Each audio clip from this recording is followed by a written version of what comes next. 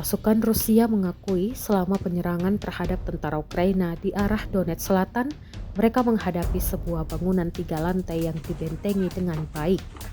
Bangunan tersebut juga menjadi pos komando Angkatan Bersenjata Ukraina. Para pasukan Rusia mengaku tidak bisa mendekat karena ada titik tembak di atap rumah. Rekaman momen penyerangannya diunggah di Telegram pada Kamis 23 Januari 2025.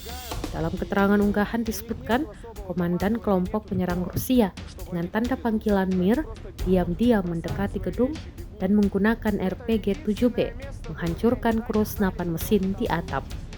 Di bawah kedok para penembak, pasukan Rusia kemudian melemparkan ranjau anti-tank ke dalam gedung sehingga meruntuhkan rumah tersebut.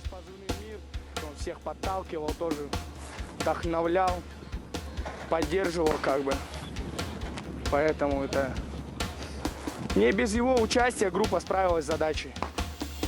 Мы держали здание в то время вшестером, мы стояли вокруг здания, по фронтам держали здание, чтобы никто не выскочил, чтобы там никто не начал стрелять. Вот, держали оборону. В этот момент он кинул туда противотанковую мину.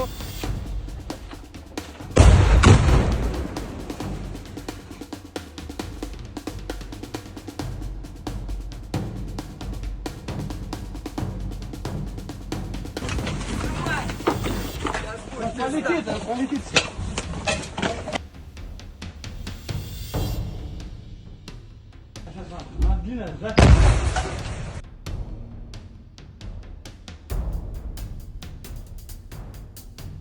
Они просто бросают свои вещи, убегают, и у них нету особого командования, нету такого, чтобы они там были друг за друга. Они просто бегут, бросают свои вещи, бегут. Это единственное место было, где они, держались, потому что там был очень сильный укреп у них. Там подвал, все у них, там просто было очень сильно защищенное место. Но мы его тоже взяли благодаря нашему командиру с позывным «Мир». Он всех подталкивал, тоже вдохновлял, поддерживал как бы. Поэтому это не без его участия группа справилась с задачей. Мы держали здание в то время вшестером, мы стояли вокруг здания, по фронтам держали здание, чтобы никто не выскочил, чтобы там никто не начал стрелять. Вот, держали оборону. В этот момент он кинул туда противотанковую minu. Download Tribun X sekarang, menghadirkan lokal menjadi Indonesia.